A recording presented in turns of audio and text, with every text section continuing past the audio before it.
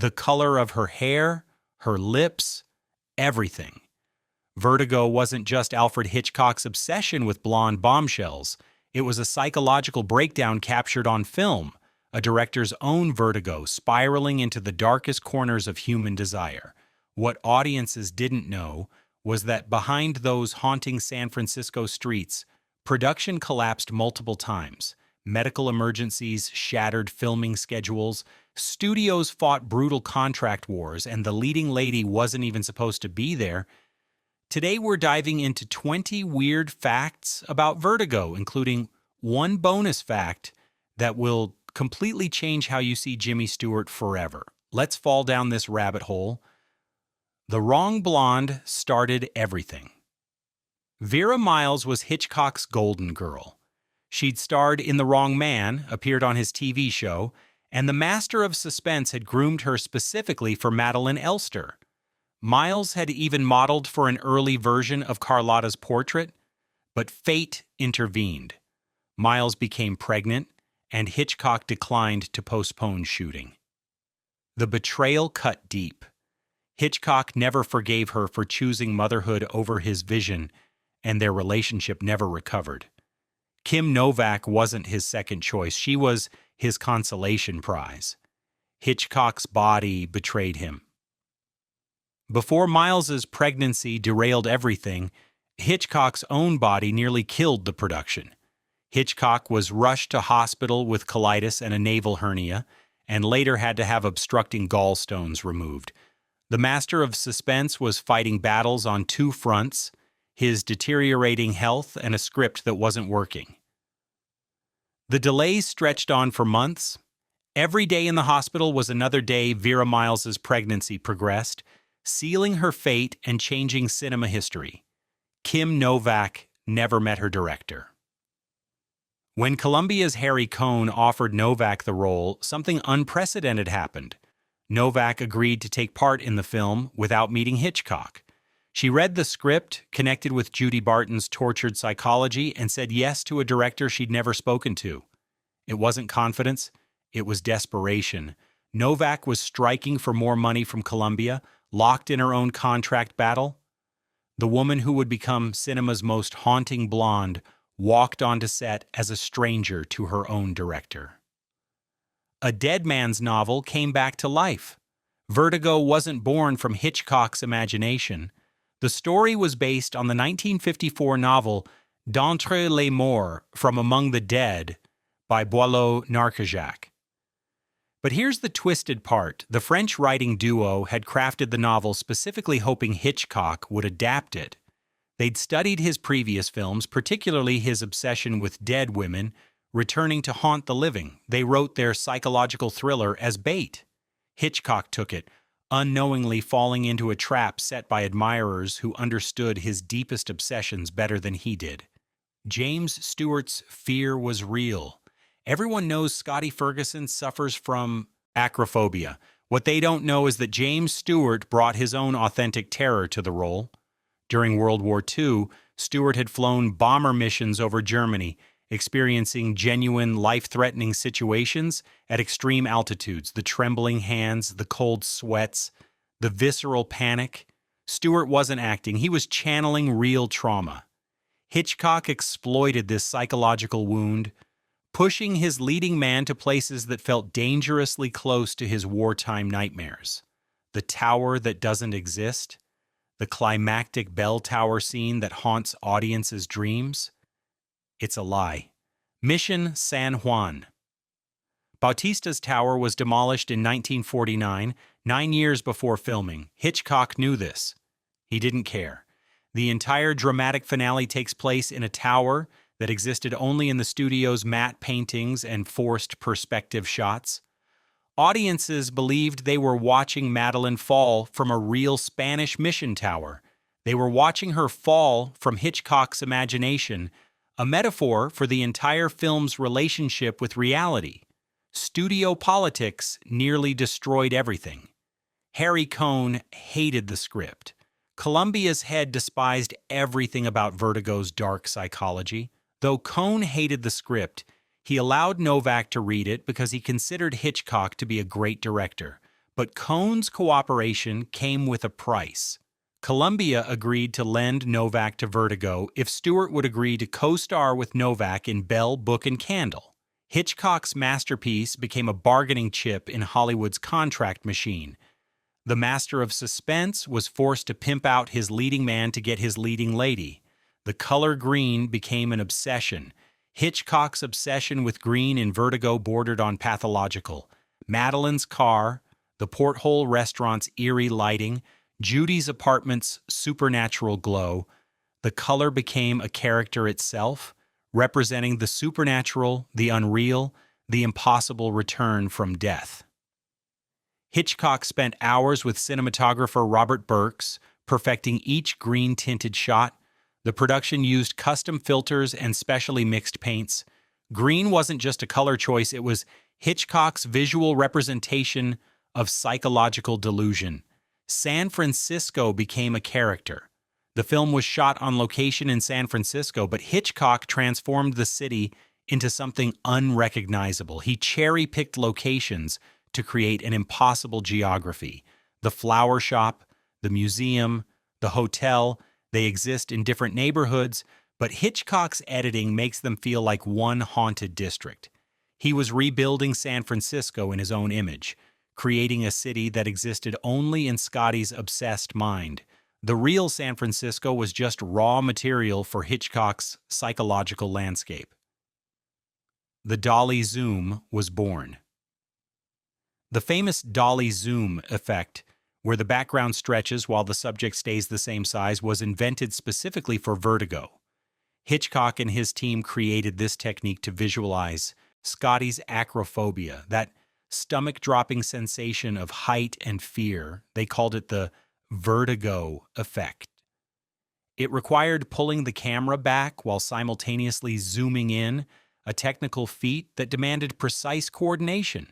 This single innovation would influence filmmakers for decades, from Spielberg's Jaws to Scorsese's Goodfellas. Speaking of falling into something deep, go ahead and like and subscribe, because we're about to reveal the secrets that even Hitchcock scholars don't discuss.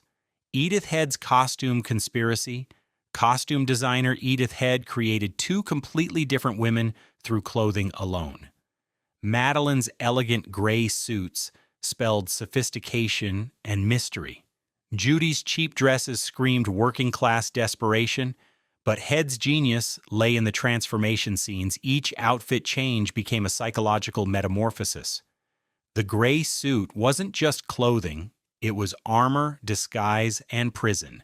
When Judy puts it back on, she's not changing clothes, she's dying and being reborn.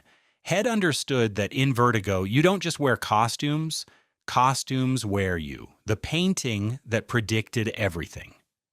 Carlotta Valdez's portrait, hanging in the Palace of the Legion of Honor, contained the entire film's DNA. Hitchcock commissioned artist John Farren to create the painting, but it wasn't random. Every detail was calculated: the pose, the expression, the clothing.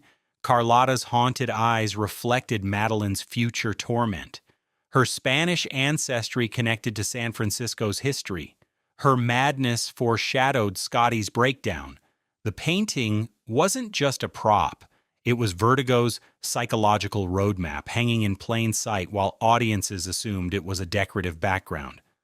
Barbara Belle Geddes fought for her life. Midge Wood could have been a throwaway character, the loyal friend pining for the hero, but Barbara Belle Geddes transformed her into something dangerous. She fought Hitchcock for every line that revealed Midge's intelligence and independence. Belle Geddes understood that Midge represented reality in a film drowning in fantasy. Her practical clothes, her no-nonsense apartment, her clear-eyed view of Scotty's obsession, Midge became the film's conscience. Belle Geddes knew that in a film about impossible women, she had to make the possible woman unforgettable. The nightmare sequence nearly didn't happen. Scotty's nightmare, that surreal, animated sequence where he falls through geometric shapes, almost ended up on the cutting room floor. Studio executives hated it. They called it too artsy, confusing, uncommercial. Hitchcock fought back. He knew the nightmare was the film's psychological center, the moment where Scotty's mind fractures completely. The sequence took weeks to create, combining animation, practical effects, and Stewart's terrified performance. Without it, Vertigo would have been just another thriller. With it, the film became a journey into madness, the restaurant scene's hidden truth. The scene in Ernie's restaurant where Scotty first sees Madeline feels magical, inevitable. It wasn't. Hitchcock shot it 17 different ways, obsessing over the exact moment Scotty's fate sealed itself. The lighting, the camera angles, Novak's entrance, every element required multiple takes. Stewart later said he felt like a puppet, hitting the same emotional beats over and over, while Hitchcock searched for the perfect moment of destruction. The scene that looks effortless nearly broke everyone involved. Magic, it turns out, requires manufacturing. Tom Helmore's secret motivation. Tom Helmore, who played Gavin Elster, understood something the audience couldn't. His character was Hitchcock himself.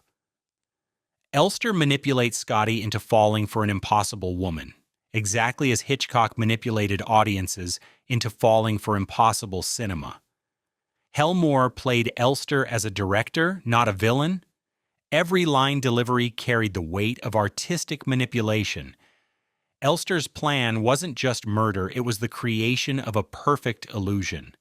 Helmore knew he was playing the film's true auteur, the man behind the curtain who makes people believe in beautiful lies. The makeover scene destroyed Kim Novak. The infamous hotel room makeover, where Scotty transforms Judy back into Madeline, required 37 takes. Novak cried real tears, not from the scene's emotional content, but from exhaustion and humiliation. Hitchcock demanded perfect submission in her performance, pushing her to psychological breaking points. Stewart, uncomfortable with his character's cruelty, kept breaking character to comfort her. Each take became more brutal than the last. The scene that defines the film's themes of control and obsession was created through actual control and obsession, the car chase that wasn't. San Francisco's hilly streets created a logistical nightmare for the car-following sequences. Assistant director Daniel McCauley led a second unit team to film backgrounds for use in rear projection scenes. What looks like seamless pursuit through the city was actually elaborate studio trickery. They filmed empty streets, then projected them behind stationary cars on sound stages. The vertigo-inducing chase scenes never involved chasing. Hitchcock was creating the illusion of movement while everyone remained perfectly still, another metaphor for the film's themes of paralysis and obsession. Bernard Herrmann's psychological score. Composer Bernard Herrmann didn't just create music for Vertigo, he created an auditory spiral. His score uses descending chromatic scales that mirror psychological collapse. The main theme literally sounds like falling, like losing your grip on reality. Herrmann conducted with psychiatric precision, understanding that his music had to represent not just emotion, but mental illness. Every musical phrase pulls the audience deeper into Scotty's delusion. The score doesn't accompany the story, it becomes the story's psychological architecture. The ending that changed everything. The final scene atop the bell tower wasn't in the original script. Early versions ended with Scotty and Judy driving away together, their love surviving the truth.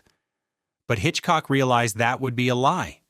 The real ending, Judy's fatal fall, Scotty's horrified realization, represented the only honest conclusion. You can't build lasting love on manipulation and delusion. The master of suspense chose psychological truth over Hollywood happiness. That decision transformed Vertigo from entertainment into art, from thriller into tragedy. Bonus fact: Vertigo received a lukewarm reception upon its release and wasn't well received by audiences and critics. The film was too dark, too complex, too honest about male obsession for 1958 audiences. Paramount considered it a commercial failure. Critics called it slow and confusing. Hitchcock's reputation took a devastating hit. The director who had given the world Rear Window and North by Northwest suddenly seemed out of touch. He wouldn't make another film for 2 years. What saved him? Psycho, a cheap black and white shocker that proved he still understood fear. But Vertigo remained his secret masterpiece, waiting 60 years for the world to catch up to its brilliance. Vertigo stands today as the greatest film ever made, according to critics' polls, but its journey from failure to masterpiece reveals the brutal reality of artistic vision. Hitchcock created a film so far ahead of its time that it nearly destroyed him. He poured his own obsessions, fears, and manipulations into every frame, creating something too honest for comfort. The next time you watch Scotty chase Madeline through those San Francisco streets, remember, you're not just watching a thriller, you're witnessing the intersection of genius and madness, art and obsession, creation and destruction. Hit that subscribe button and tell us in the comments which behind-the-scenes fact shocked you the most. Because in Hitchcock's world, nothing is ever what it seems.